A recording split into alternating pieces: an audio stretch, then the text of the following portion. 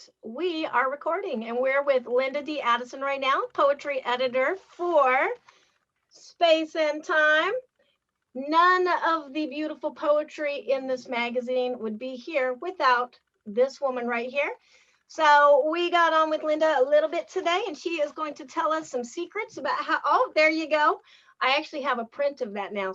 My Kira sent it to me. Amazing cover. Yeah, love All that. the covers are fabulous, but this one really, I love that color. I know, and that was so perfect to go with that lead story, the Leonard Spicer story, and it's about that painting, and the painting's about that. They didn't know each other. It was just synchronicity. Amazing. Yeah. So, anyways, tell us about yourself. Everybody knows you, but go ahead and tell us about like how you started with Space and Time, because I actually don't know that, because that was before my time with Space and Time. Well, actually, it's a step back before Space and Time. I was in a writer's workshop at New School in New York, and with Gordon Linsner was in the workshop. And the workshop went on for, however weeks and months it did. But it was so good to get the feedback, the structure, the way it was structured, that when it was over, a bunch of us stood up and said, we want to keep doing this. We were meeting, I think, every other week or something like that. So then me, Gordon, Gerard was in that. That's where I met Gerard Huanair, who's the fiction editor. There's a bunch of people in the thing here that were in that workshop. So we decided to keep meeting. So since 1990, I've known Gordon. Wow. And in 1999, there was a different poetry editor, and I don't remember what the switchover was, but Gordon asked me if I wanted to do it. And so I started with the spring issue in 2000, number 91. That was the first one. And I'd never really edited. I mean, I don't edit, like I don't rewrite poetry, but I'd never really done that kind of reading before that. But I just loved it. I find it very inspiring to read other people's poetry. So yeah, been with the magazine since 2000. 21 years. I'm gonna go find that. What issue was that again? 91. I have it in my bookcase somewhere. I mean, I have them all together, Yeah. all together. I'm gonna go find that one. Did you start with Word Ninja in that one? I did not. I'm trying to think of when I started Word Ninja. You sure you and I didn't start that? No, because I was actually in Word Ninja before I even knew what Space and Time magazine was. Okay, then One time. I'd have to go back and look. I'd like to know myself, because it wasn't that wasn't when I started it. Yeah. So I can't remember now. I'd have to look. I'm gonna go look. I've got boxes. I've got all the back issues from Hildy and Gordon, so I'm gonna go look now. Me too. I need to put that in my little document. I have a little document of all the things I've published by poetry, fiction, nonfiction, just because I like to remind myself when I wake up one day and I'm empty of words. I like to look at the list and go, but I can do it. I did it. Well, I'm gonna say it's not a little document then. I'm just gonna guess it's not a little document. It's gotten longer. But now that I'm doing this archiving, I guess we'll talk about that in a bit. I have been pulling out all these old documents. I literally found a list. I think I only had 6 things in print. Oh, wow. And I'm like at 360 now. 364. Awesome. I mean, since you bring it up, tell us about the archiving, because this is a pretty important, prestigious deal. Oh, it was crazy. So I had been in conversation and contacted by, I had to write it down because they have a beautiful name and I'm not going to remember it if I don't know. The Pitt University Library System has a horror studies collection. And so they contacted me. We got into conversation about them archiving, adding my papers to their archive, which was like unbelievable. Immortality. That was unbelievable. I still get chills now thinking about it, and I've been trying to get used to it for a while now. So they just announced it in an interview they did with me a couple of weeks ago, and the link is on my website also. And I see that you put it up. Thank you. We did. You're such a big supporter. I appreciate that, of everybody. So the idea is that, I pulled all these bins out of my closet that I've been just keeping old stuff in. Yeah. I'm more like a go forward kind of writer. So I'm always thinking about the next thing I'm working on, but I also kind of didn't throw a lot of stuff away either. So the idea of the archive is that, let me just get some water in. I don't know what's happening.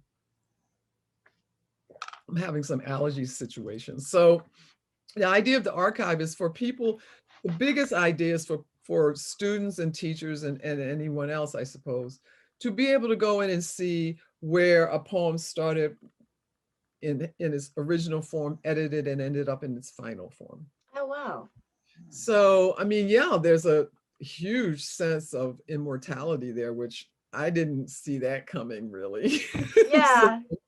So, I've been just going through, I have all the bins out of my closet. I made a joke, it's like my closet's like Doctor Who's thing, because I don't even know how all these bins got in that closet. And I'm just trying to split things into boxes by book. Yeah. By book published. But and I made some amazing discoveries that I did not know I had. One of the more popular poems that I've performed, and a video was actually made by a professional group here in Arizona, was Mami Wada, Goddess of Clear Blue. Okay. And I found the original yellow paper written and marked up of that poem. I did not even remember ever having that. Oh, wow. Are they going to actually like scan that or something? So I don't know how they handle their archives. I'm just, yeah. I'm looking forward to going, because they have George Romero's estate sent all his stuff. Yeah. So, I mean, there's a lot of cool stuff. That is so cool.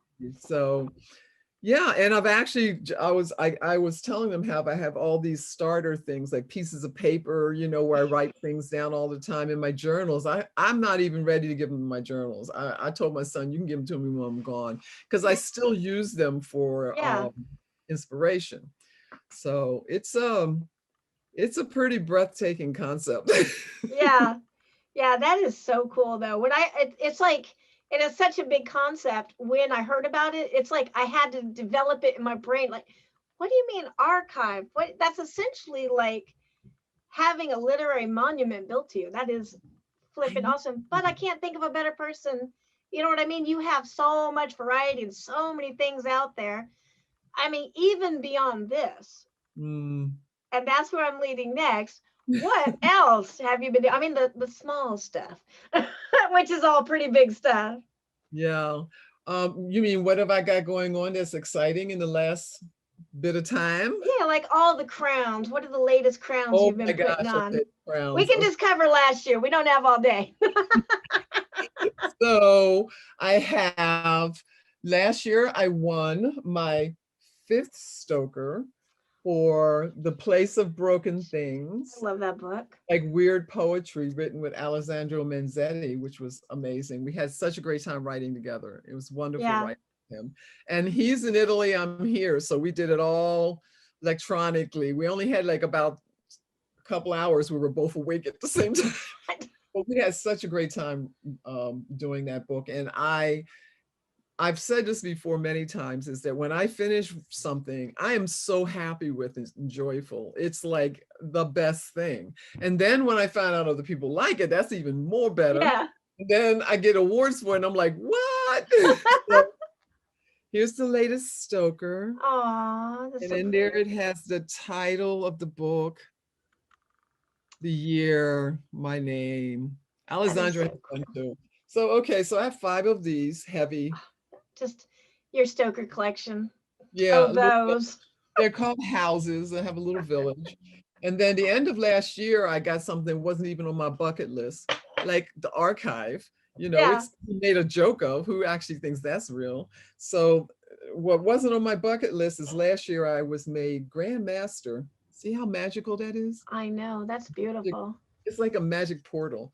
Yeah. I made Grand Master by the Science Fiction and Fantasy Poetry Association, which I've been a member of for a long time. And they've only had 8 so far. And Ray Bradbury was one of them. Oh, dang. What? Because I've read everything of his that I could get my hands on. So I guess those are the 2 awards. And then this year, okay, I'm just going to keep talking about what's exciting me. Yeah. Look at this. Oh, wow. A story in the Black Panther anthology that came out through Marvel. What? That is amazing. In the world are we talking about? And it's a beautiful book. You can't. Wow, really... that is thick. So I haven't actually gotten one yet. That is a thick book. And it's the hardcover is like 17 something now. Oh, wow. On Barnes and Nobles and all those things, but it's a beautiful book. Yeah. Like the cover has a pattern, the pages of it is like one of the most beautiful things I've ever been in. And I've been in 50 anthologies. Yeah. So and you know, because you're sitting there writing it all down now. Yeah, right. And I have a poem that just came out with Weird Tales. Oh, nice. Which that's the second one, right? Is that the second one under Mayberry? Under Mayberry. Okay. And what's so cool is that this is a poem. If I just want you to see the artwork, because you and I are going to talk about how beautiful you have made Space and Time with artwork. That is gorgeous. So, this is a poem by Alessandro.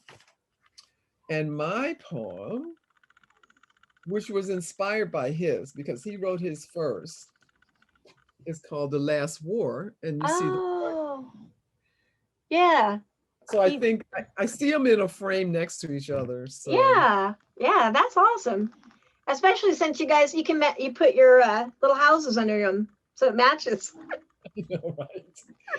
So, you know, those are the two biggest things on my desk right now. I got a stack of anthologies that came out last year that I was in. So yeah, you know. That stuff. Well, that's one thing. I think that's why you're so successful, because you say you're a forward-thinking writer. That's the point. We don't want to dwell on the stuff that we did, because we got to do new stuff. I got dogs yawning over here. I don't know if you can hear all that. It's adorables. They're 2 cents in. As a forward thinker, we're always looking to the next issue. You are the gatekeeper of all poetry in space and time.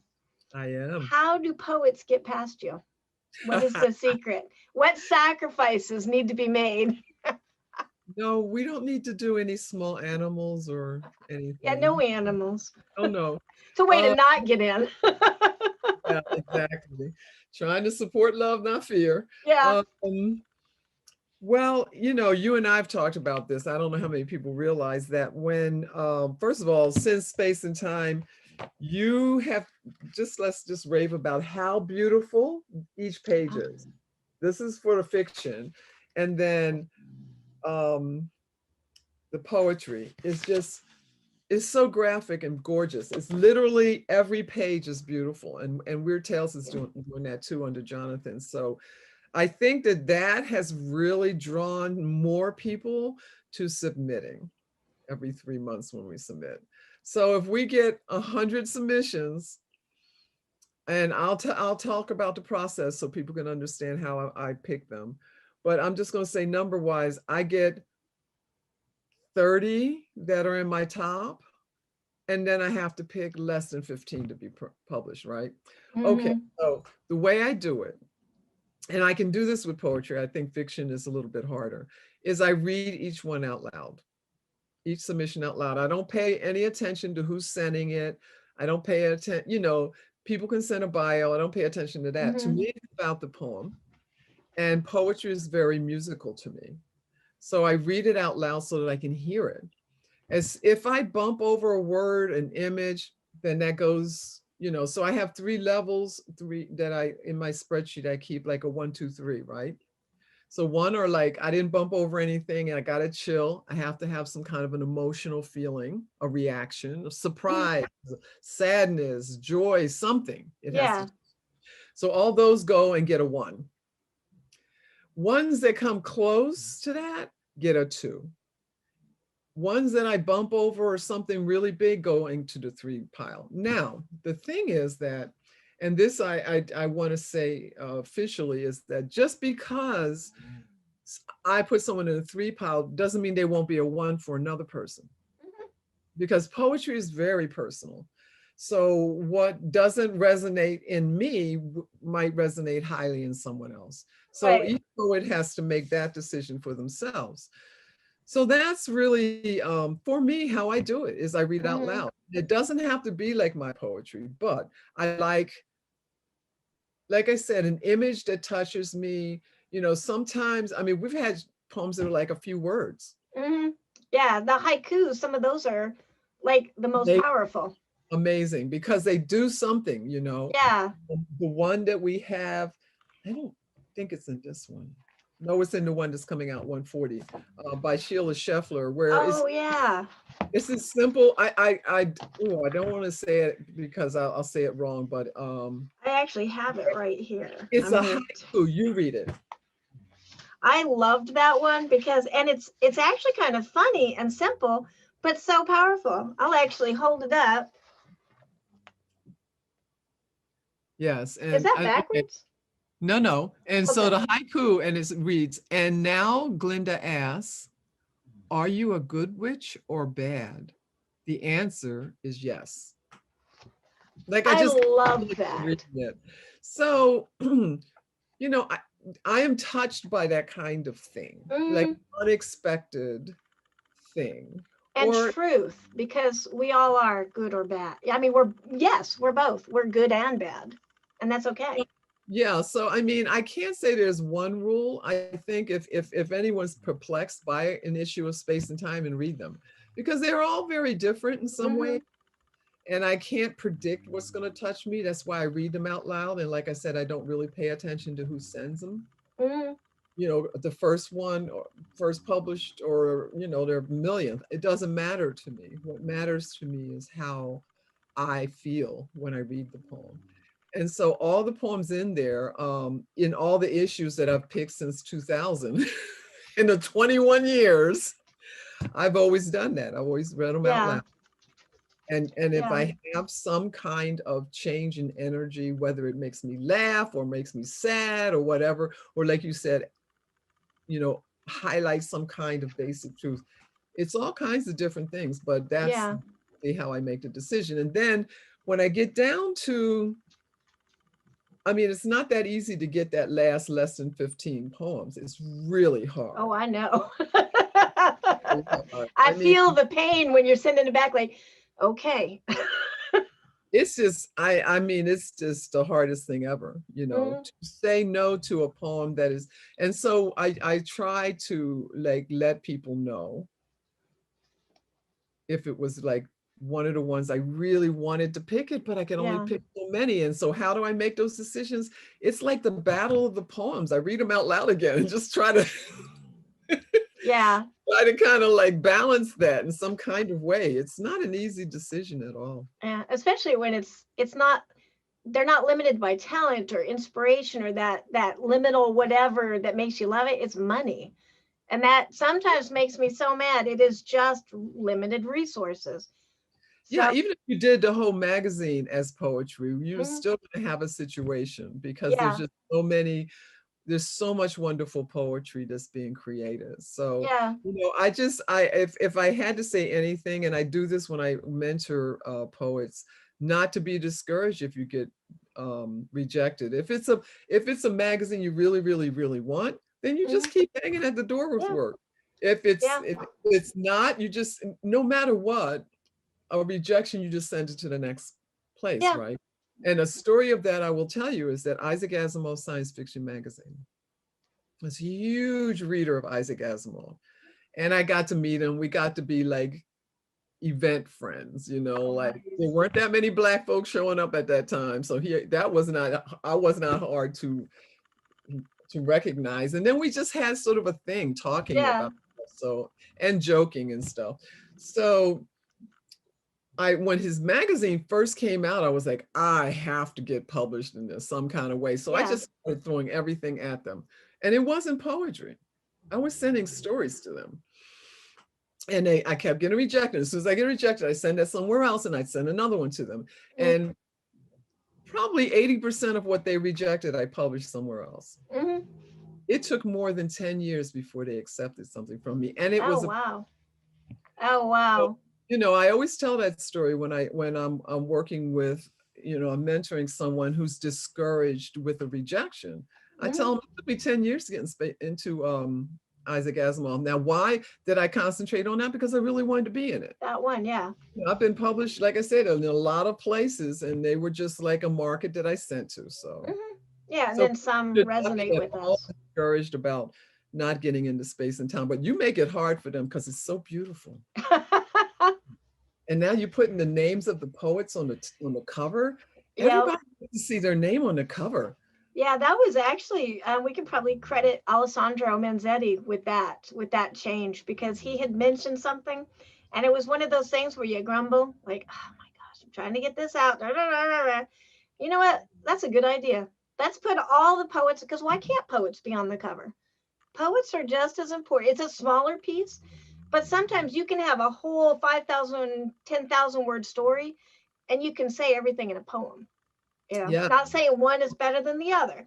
They're no. equal. They're two facets that are equally important. So, Well, there's one big change that you made when you took over, which I also really, really respect and love. And that is that in the table of contents now, you just have the title and the name. You don't say whether it's poetry or not. mm-hmm, And I really like that also. I have written poems out of stories I've written. mm-hmm, I've written the poem version, and I've written poetry the first and then written a story from it. yeah, Sold both because you know what? I always joke about this, but that's how I got to over 360. I love seeing my name in print. yeah, I will keep sending that thing out. If I can't make it better, I tell people bring it in. If you can make it better, make it better. But yeah, anyway, my only advice to anybody who's trying to get work published is read it out loud, mm-hmm, because you're going to be able to tell, like, maybe, one of the things when I mentor poets, are you using the same word over and over again? I'm not saying this is why people get rejected from space yeah, and time. yeah, These are tips that I use with mentoring and myself. When I mm-hmm, write a first draft, I don't care what it looks like. I just write it to get it out. But then when I rewrite, I use thesauruses a lot because I like to yeah. discover new words and use new words. Yeah, So, and we all have our little words that we use way too much. Like mine is dark. Everything is always dark. There's other words besides dark, and which is that's the thesaurus. which is what you handle and rewrite. You should never Mm-hmm. hold yourself back in your first draft. Use Yeah, everything you want in your first draft to get it out. But when you rewrite is a good time to see whether there are patterns. mm-hmm, You do a lot. Again, these are not the things that I reject people for in space. mm-hmm. Again, it's just you could use the same word, you could use one word through a whole poem. And if that Yeah, poem does something to me, then I'm in. yeah, yeah. It just depends. And I love that that's what you focus on because that's what makes the poetry in space and time so good, I think, is because you're not going, there's no pattern. It's going to be unexpected, but that's the point because the speculative genre, in my opinion, this is my opinion here, speculative genre is here to shake things up. It's Dune. It's 1984. It's here to have us have bigger thoughts, and it's telling the future as well as telling the past, but melding them into a new possibility. And I think that is the point of it. Whether it's horror, fantasy, science fiction, the three are one. And in the poetry in the magazine, you get all spectrums of that, and that's what I think is awesome. You've got humor, you've got like the witch one that we just read, Are You a Good Witch or a Bad Witch, is humorous but also pretty impactful in a I think haiku, 17 syllables. I think so too. And I mean, the thing is that, you know, the idea of writing anything, but poetry in particular, I always think of it as like images and emotion, Mm-hmm. like the slideshow of writing, and it can be a Yeah, long poem, it can be an epic poem with, or it could be a haiku. yeah, But you're trying to you want these words to create something in the reader. And yeah, that creation is going to be different for each reader because they're reading it from every moment of the life they've lived up into that moment. And everyone's life is different. So a mm-hmm. word for one person is going to mean something different for someone else. And I love Yeah, that. And the concept of speculative, I mean, I've talked about people like, what is speculative poetry? For me, you could have the word star in a poem and not consider that a speculative poem, but it might be a speculative poem because it depends on what the image is that word is making. right. So For me, I'm very loosey-goosey with speculative. Some people are not, but I really am. Yeah, well, it's very fluid anyways, poetry. How do you even define poetry? I think I did a post on that a while back, like what is poetry? Yeah, Oh my God, is that opening up a big old can of worms? it really is. And then there's prose poetry, which, Yeah, one of my favorites is Maxwell Gold. I love love, Maxwell Gold. yeah, he does wonderful prose poetry. I have not written a lot of it. It's not as Yeah, easy as it sounds. It's not about writing a paragraph and calling it prose poem, yeah. so it's a different animal. We were actually just talking about that last week about the difference between a prose poem and just say a flash. And we were discussing it, and I said I think it's the difference between like sitting on a bus and you're riding and you see a person and you have an idea of who that person is that by what they're wearing from that flash. If they that's a prose poem. If they get on the bus and you get to observe them for another minute or two between stops and they have a conversation on the phone, you get a bigger picture of who they are. Now you have a little story about them. That's the flash. Oh, I okay. could be completely wrong, but I always have to make I up like that. metaphors for simplicity in my mind. Yeah, I like that. I would not have been able to say it that way, but I like that. I Yeah. like Speaking of Maxwell, and speaking of how don't be discouraged by rejection, that story that he has in here, When Gods Die, in this last issue, 140, was rejected last issue. He asked, like, not why, but could you give me any pointers for next time? We looked at it, went over it, made a couple suggestions. You're always welcome to resubmit it. He submitted it with those suggestions. It's in there this time. So nice. that is why never be discouraged. Rejections are not Yep. reflections of your work. Nope. They're just a It's moment hard in not to, time. it's hard not to take it personal. I It understand is. that, and so one of the approaches I've had when I mentor um, writers, young writers, and I mean young in publishing, not age, is, if you say, I'm afraid I'll be rejected if I send this, that's fine. Emotion is fine, but Mm-hmm. emotion is not reality. Yeah. Reality is your action. Mm-hmm. You can still send it even if you're afraid. Yeah. So that's what I say. I'm like, you know, whatever thing that you hesitate with, don't self-reject. Mm-hmm. Send it, and if it's going to be rejected, then have somewhere else to send it later. And if Yeah. you're nervous about it, then be nervous, but still get it out the house. Yeah. Yeah. Out anyway. At the end of everything, what are you going to regret? That you got rejected? You're probably not even going to remember that, but you will regret that you never sent it. Exactly. Exactly. So I'm a big believer in no regret. So I'm Yeah. all in. I have on my list tips for hopeful poets, which we've kind of come across. Basically, you said read out loud is a really important one. I personally love your tips. I use them for the performance poetry Oh, because nice. I suck. I'm a horrible performance poet.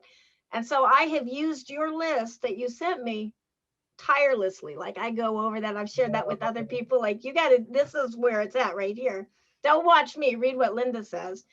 Um, what other tips might you have like for like a newbie poet? Yeah. I'm actually going to be doing, I don't know who's on, oh, I need to bring up my spreadsheet because I can't remember what that thing is called. It's a thing, courthouse. Is it court? No. Oof. It's bad when your memory doesn't work for you. You know what? If you send it to me, we'll get Ryan to put it up under Clubhouse. Clubhouse. Clubhouse. Yeah, so I'm doing a thing on Clubhouse this weekend where I'm going to talk about the tips for reading out loud. If Nice. anyone's on Clubhouse and wants to check it out, okay, I'm not going to do this now because it's not going to make sense to do it. But anyway, I can send you the information. Okay, But yeah. anyway, the reason that, and I've taught this workshop on how to read out loud. Why? Not because I'm so, well, I consider myself a good reader now. But years ago, I used to read whatever I read like this as fast as I could and run off the stage. And then I had gone to readings where I saw people read like Dallas Meyer, AKA Jack Ketchum, or Gam Wilson, or Tom Monteleone. And I was like, wow, they read beautifully. And poets like in New York, Veronica Golas is a huge, is a well-known poet. She's moved to New Mexico, I believe now. So I was like, I didn't like the fact that I sounded like that when I read my work. That's not how I heard it in my head. So I took a class with Dallas. One day changed everything. Oh, wow. And then I took a workshop with Veronica Golas, who also changed things for me. And so the list that I sent you is a workshop that I've taught. And like I said, on that thing I mentioned. Clubhouse, which is probably linked right here. This Saturday, I'm going to be doing a thing with them. But anyway, I do it on and off at different things, at different events. The main thing to start with is for poets, but it's the same for poets or for fiction, right? Reading out loud is really important. Mm-hmm. Because you're going to be able to hear. And if you record yourself, that's a good thing too. Some people are hesitant about hearing their voice, but you know what? If you're going to do a reading, other people are going to hear your voice anyway. So yeah. You might as well get used to it. So yeah. And we all hate how we sound, I think. I don't. I love my voice. I love really? your voice. Yeah. No, that's it. We don't share that for me. Got to listen to your voice some more. The first time I put myself on a mic, I was on a radio show and I had the head things on. And I'm listening, I was like, ooh, they sound good. So anyway, so, it's important to practice whatever you're going to read if you're going to do a reading in front of people. Yeah. And to feel those words, to feel each word, to have so that you can read it with the emotion of that feeling. Because no one, like I said, the way I used to read is monotone. No one wants to hear that.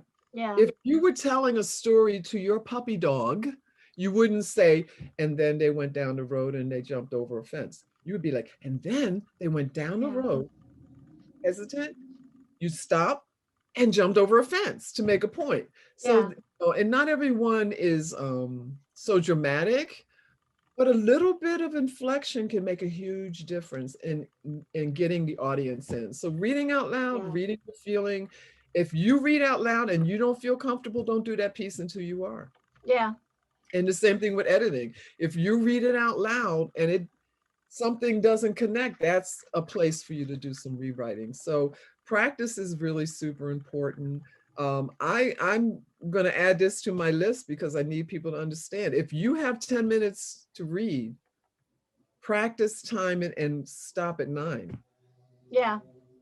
Because no one wants to be like, you have a 15-minute slot and then you read for 25. That's not professional to me. Yeah, it's a disservice to everybody, including yourself. Yeah. So reading out loud is very important. Practicing it is very important. Feeling comfortable with it, listening to yourself. If you can and you have another person or a pet, read in front of them, because people, there's an adrenaline that happens when you're talking to other people.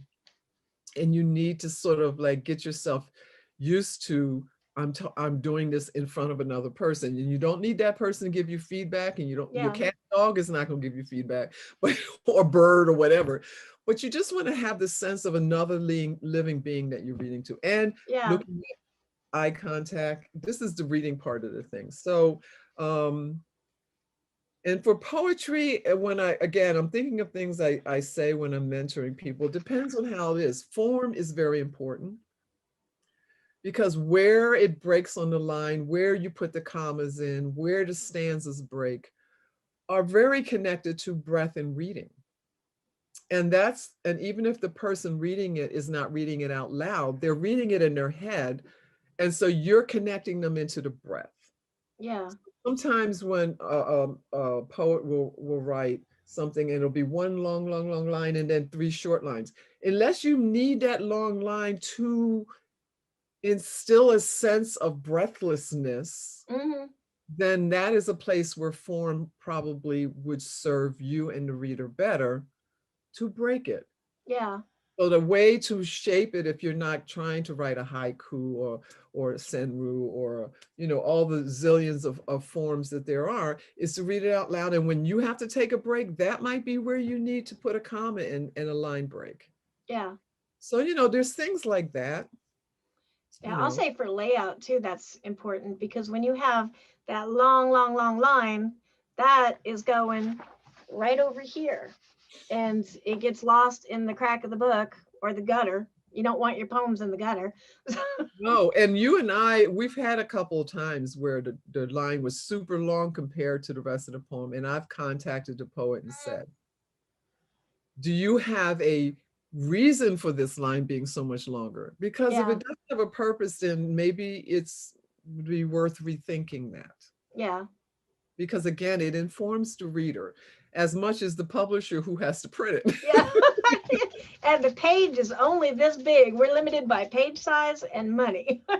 Yeah, so to me, every word, every shape, every comma, every stanza break means something. And it should mean something. So, that's a lot of what so yeah, if I see something like that and I love the poem, I'll accept the poem. Mm-hmm. But I will also send a note to the poet and say, is the purpose of this. Yeah. And so to if we have to wrap it because it's longer than the page can print it, Mm-hmm. that. So And we'll get really, like, between us, we'll get very creative to try to fit something in there, like the mermaid one, which yeah. Ooh, I think talk about that, because you really did the layout on that one. I think I spent probably 7 or 8 hours on that poem alone, trying to get it to look right. Oh, here it is. I was like, I know I have it. That was too long to fit on the page, but we figured it out. But breaking it up between the two didn't work. It just looked awkward. It was like two separate entities, So we will work with you. Make it easy though. And I should just mention to anyone watching is that we ask for poems to not be longer than a page. Mm-hmm. That was a particular project that we both agreed to do for the 2-page one. That is not something we do normally. No, and it's hard to work because it's hard to connect those two pieces. That are longer than a page. That's why we decided, you and I talked about changing the guidelines to say not longer than 40 lines. Mm-hmm. That doesn't include blank lines, but because on one computer, depending on the header, footer, font, you might think, okay, this is 1 page. Right. But then when I get it, it's a page and a half, and it doesn't maintain the energy for that length for us. Mm-hmm. So that's why we have changed the guidelines to 40 lines. Yeah. And that's a really good way to do it too. That was your suggestion, because like you say, if you use a smaller font, you can fit more on a page, but nobody wants to read that. It's going to be too small. It's not going to look good. Yeah. So it's really important to pay attention to the guidelines, I think, for not just us in general. Oh yeah. Well, yeah. And that's, I would say that is like the number one thing, is read the guidelines, because there's a lot of stuff that comes in that's beautiful, perfect, but it doesn't fit what we need. Absolutely. In fiction and poetry and art, because we do the visual stuff too. So I want to go back a little bit to the importance of performance, which I used to read like you. I think my first poem, it was like the page was here and it was doing this. I don't know how I even read it. And I read it so fast and quiet, and then I was gone. And I think before I even got off that stage, I was saying, I will never do this again. That was terrifying. But if you're writing a poetry or anything, really, you have something important to say. And you're doing yourself an injustice by not being able to communicate it properly. And where that really comes and hit me, where I started actually working on it myself, was watching you and Amanda Gorman, who just united everybody with her poem, with that performance. I will say, America is not known for being poetry lovers. I'll just say that. And she united everybody to the point where she was on the Super Bowl reading poetry. I had tears in my eyes watching her. Yeah, that was You know, she amazing. used her hands a lot, which I do when I'm reading often. Hmm. I was just beside myself. I actually just got the book, just was released, of the poem she read at the inauguration. So, you know, I mean, there's a few tips. I didn't think to bring up the document. And you know how you can't find anything when you're looking for it. But there's a few tips. It's like a hit list of things when you actually go to read, right? Hmm. First, have something to drink, water. I don't drink alcohol, but if that helps you, then you know. But because again, when you're getting ready to perform, there's an adrenaline rush that you don't think about, and it makes you dry. Hmm. And then even now, if I was reading a poem, I would stop and take a breath because you get out of breath because of the adrenaline. Hmm. Allow yourself to take a deep breath. Never give excuses ever for what you're getting ready to read. Don't say, it's not, no. You can Hmm. say, to me, it's more respectful of the work for you to say this was inspired by so-and-so's passing or whatever.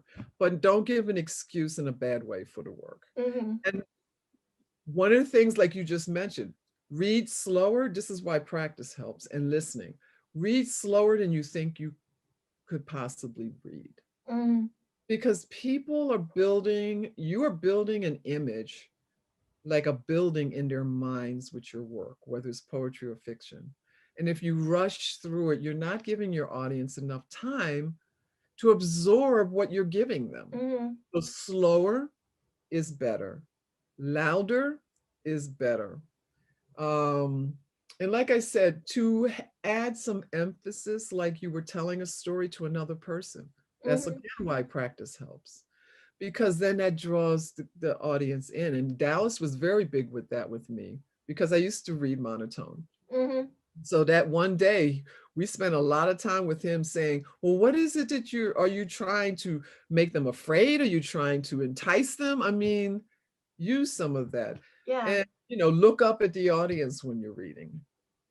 You know, look up and look at different places, because again, it helps bring the energy of the audience to you and the work that you're doing. Yeah.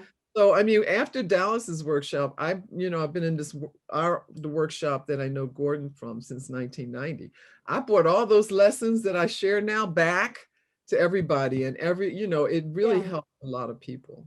Yeah, it has. I'll say I have personally benefited.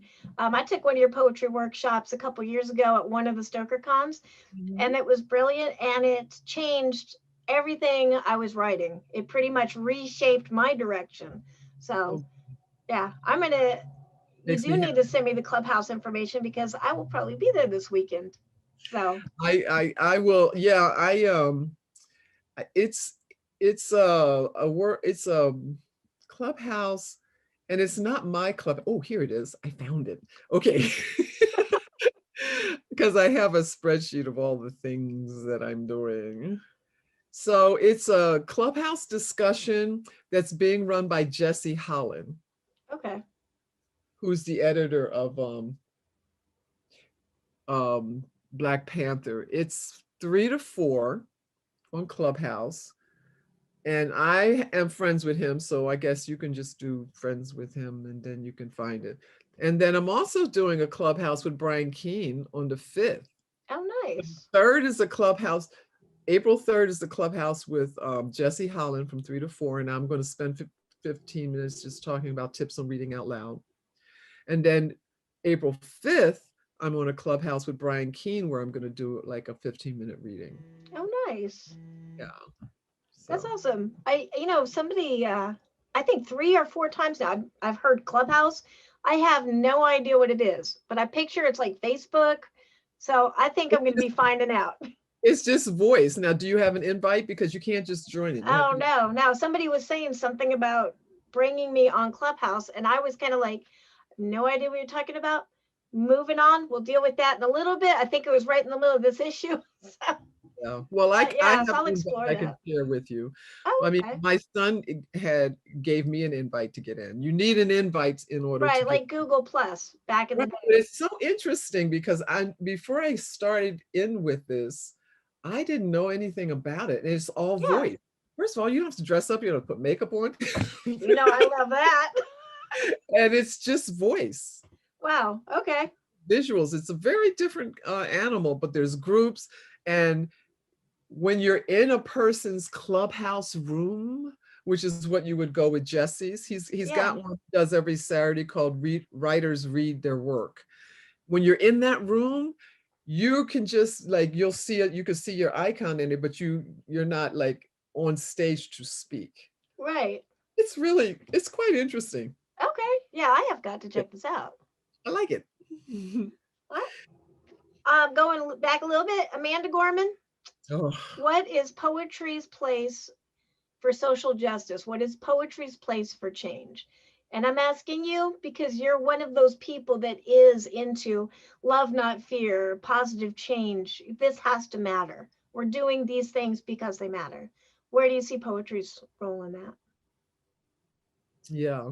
Well, I mean, I think poetry has always been part of social change and facing injustice. I mean, I was just talking to someone about the Harlem Renaissance, which was a long time ago, when jazz was born, the music of jazz. Yeah. And it was born out of the Black community because musicians wanted to be able to just jam without the restrictions of what was expected of them as Black musicians, the kind of music they were expected to play.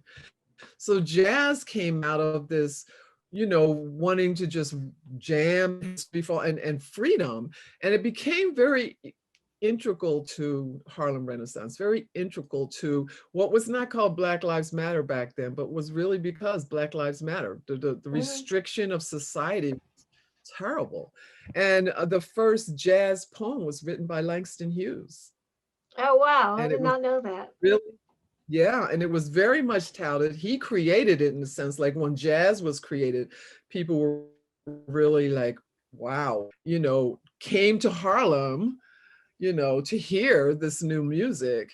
And he wrote the first jazz poem, which again, you know, was just about being free, about being able to say your feelings, your reactions, your emotion, wanting it, you know, it wasn't the words of equality, because to write poetry, to do art is not always just telling people you should treat people nice. That's not a poem.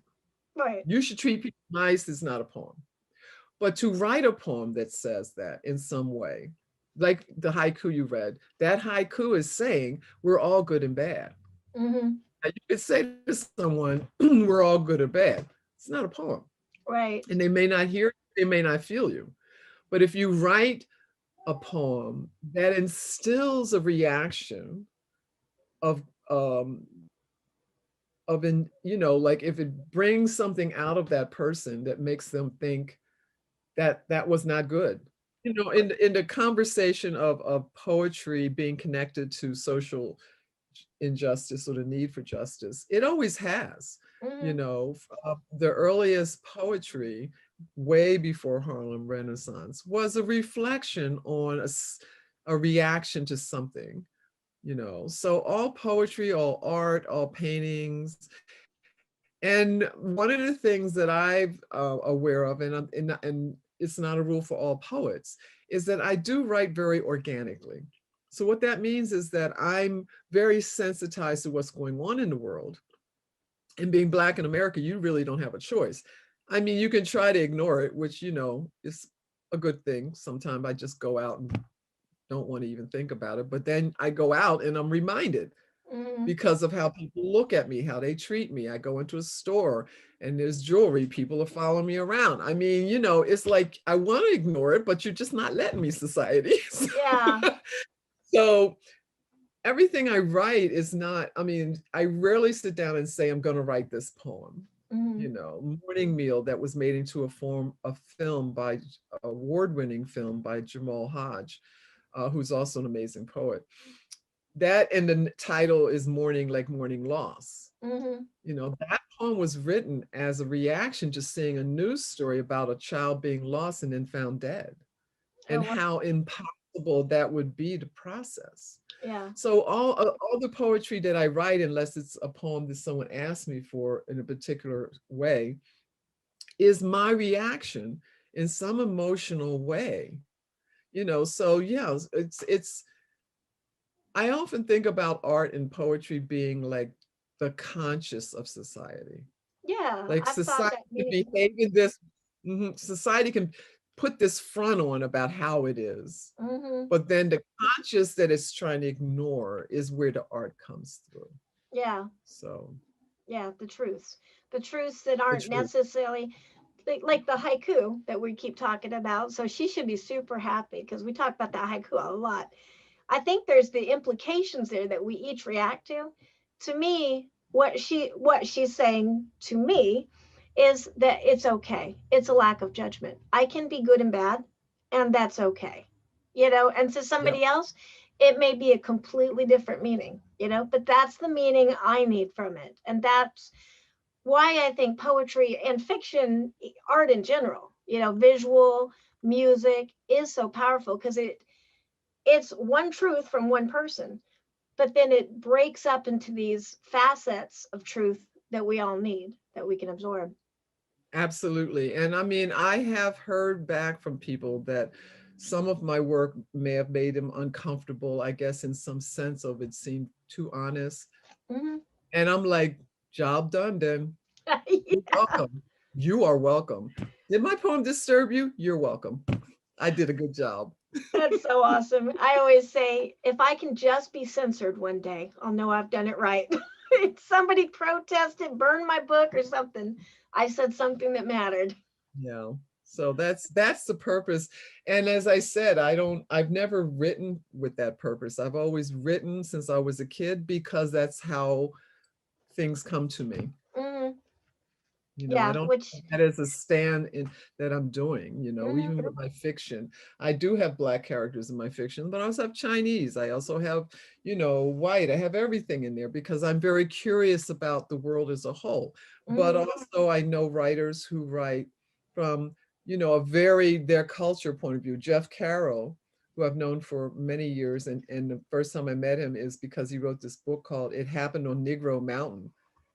I saw him at a convention with that book and I was like, okay, I need that book yeah, because that title was so entrancing to me. yeah, And a lot of his work is very much um, echoes the Black community and hip hop. And I love that about his work. yeah, I think whatever the voice is that comes to you that you're speaking through is the appropriate voice. yeah. For me, mine is just, I don't decide. It just happens to me, so. Hmm. Yeah, which is where it's actually connecting to that truth. You're allowing that to happen, which I think is why it works so much. Yeah, I hope so. Well, I can't hope, I guess. People Well, told me so. all the Stokers, your house village would say, yeah, yeah, it's working. Yeah. I mean, but there's a lot of people who write wonderful stuff that don't have one Stoker. I'm very cognizant of that concept. I'm going to say you're talking about me right now. Oh, really? I don't have a Stoker yet, dang it. Oh, man. Ooh. No, I was It's not. on my bucket list. It'll happen someday. I love your work. I'll Oh, give you mine. You want one of mine? I got to go in and change the name to your name, though. yeah, all right, I'll do that. I just want to touch it. Oh, yeah, I see I think that, you got your Bram Stoker Award finalists on the wall back there. So yeah, there you go. they're One just step so at a time. cute. I One think that's step where at I a fell in time. love with it. I think my first one, I came up and you know how you're allowed to kind of walk along and look at them close up. And I saw the little tentacles coming out the windows. And I was like, that's when it hit me. I want one. It's because of the tentacles. And that is a perfectly good reason. Yeah, they're adorable. And you get the little door that you can open up with your name in it. So what more can you want? I mean, people spend a gob on those Hallmark houses. It's like way cooler. And it's free. Well, free. Yeah, you have to go through You got the to do a lot to get it, but the process. well, right now, at the time that we're filming this, we are in the middle of submission. So yeah, for 141, I get all my issues mixed up sometimes. We're reading for 141. Yes. Um, What else have you got coming up? That's going to come out in summer, but what is Linda Addison doing besides combing through tons of poetry for Space and Time? Well, I talked about the fact that I have a story that's going to be coming out in this classic monsters anthologies, Which I've which is heard so much turning about into lately. it's really coming into a thing. I mean, it's got everybody in it, you Yeah. know. That's pretty cool. And that's a story, Hmm. and it's going to be inspired by The Blob. Oh, But because nice. Blob is, which is one of my favorite movies, and they've made versions of it, and because The Blob is not in public domain, I can't actually write about The Blob. But I before I moved to Arizona, I lived in the Bronx, and there's always this thing where you say the Bronx, where it's like DA instead of THE. Yeah. So yeah, my story is going to, when it refers to The Blob, it's going to be the DA. Oh, cool. Yeah, it's gonna be jazzy. It'll be different because that's how I roll. Hmm. So I'm having fun with that, and that's gonna be a beautiful, beautiful anthology. Yeah, I'm excited. I've been hearing about that everywhere. You cannot go online and be connected to the world and not hear about that anthology right now. So that's a story that I have coming out, which is going to be awesome. As I said, the Weird Tales just came out with a poem of mine in it, which is that is kind of been on my bucket list forever because Weird Tales has been around for a very long time. Yeah. So to be in that is pretty amazing. And then I was just given permission, like yesterday, to say that I have poetry coming out in the magazine of fantasy and science fiction. Oh, nice. Congratulations. Thank you. So that is huge. Yeah, that is huge. That's a big statement there. And then I have other things coming out that I can't really say until they tell me I can. So, but I'll be The teaching vague there. I'll be teaching a workshop at StokerCon, Yep. you know, and I'm also teaching a workshop on April 17th at the Tucson Poetry Festival. Okay. So, you know, a lot of these kinds of things are on my website. I'm going to be, you know, doing a presentation at some symposiums. Yeah, you know, I have a thing with saying some words, and I tell Oh, people yeah. because I was very shy growing up. I know it's unimaginable, but true. And all I did was read everything. So I knew, and my vocabulary was huge. I used to win spelling bees all the time, but I didn't talk much. Yeah. It's the pronunciation of it that messes you up because they're not spelled. I do the same thing. So So, there's some words that really I stumble over. So yeah. anyway, I would say, you know, if you're interested in any events that I'm at, just go to Linda Addison Poet, one word, .com and see Yeah. what's going on. But Awesome. I will say there's a few people that I do not miss their workshops unless I just absolutely have to. You're one of those. If I see your name anywhere, Jonathan Mayberry is another one with his Act Like a Writer, business writer stuff. There are a few people I will not miss, and never miss one of Linda Addison's workshops if you could possibly. And I think I've taken 2 or 3 now. And it's always something that, like, it's not like the same old thing where, you know, and even maybe just different facets are coming through at different times. But I 100% think if you're serious about poetry, you need to take your classes. thank you so much. I appreciate you saying that. And I love your work. So if I had any way of adding anything to it, I am deeply, deeply Oh appreciative. yeah. Well, it was a turning point. Like it was between it was Altars and Oubliettes actually, because I wrote that 2 or 3 years before I published it. I sent it to Marge Simon and Mm, said, give me an honest opinion. I don't like these. Do I not like them because, you know, that self-judgment thing yeah. and this is really fine and I need to get over it and let them go? Or do these really stink? And she said, they kind of really stink, except for these, you know, like she said it way nicer. You know, I know. Marge was like, I did not say that. No, Mars Simon is an incredible poet. Oh, She's yeah. I followed before I got published, and we're Mhm. friends. And Yeah. she's just a wonderful, wonderful person. Yeah. And that feedback is so valuable to us because I wound up taking everything pretty much and going, okay, so my impression I could trust that now because yeah, these really did. I did not like them, so nobody else is going to like them. About the same time, I think I took your workshop, and it was kind of like, oh, that's why I don't like them. You know, da da da da da. I can use this. I can use that. And I actually started doing form because of that workshop, and I cannot remember which one it was. But you did the cinquain. Am I even saying that right? Fibonacci is Yeah, Sincane. cinquains, and yeah, and I'm terrible at Fibonacci, pronouncing which is things. one of Yeah, my favorites because we did a Fibonacci in your yes, class. math. I love the math part of that. Yeah, Yeah, I'll be teaching that workshop at StokerCon. yeah, I will be taking it again if I possibly can, because cannot get over that workshop. So yeah, it was altars and oubliettes. It was that workshop had such a profound impact on that because I reworked everything. And that was actually one of the things you had said is take a poem you don't like and rework it. And I did like all 40, 50 of them. And So I love that collection. I thank love that. you. Thank you. Well, you inspired it. Like you actually have more to do with it than you think. I should have put you on there as a co-author. It'll be silly. But Silly you. what else would you like to say? Because I know we have to wrap it up because you've got a bunch of things to do today. Ever popular Miss Linda Addison. Well, I would say just one more thing that I usually talk to with other writers that I do myself now, and I have done for many, many years, and that is writing from the deepest part of the most authentic part of yourself.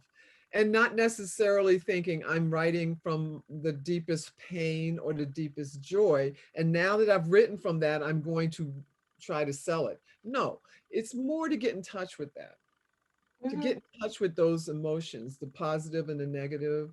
You know, people talk about shadow. I've sat down and had long conversations with my shadows. The parts of me that I'm maybe not so proud of, don't want to see, don't want to look at, it shakes me.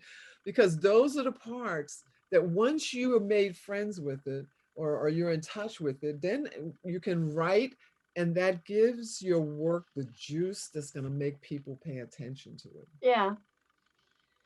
That's probably how a demon became your friend.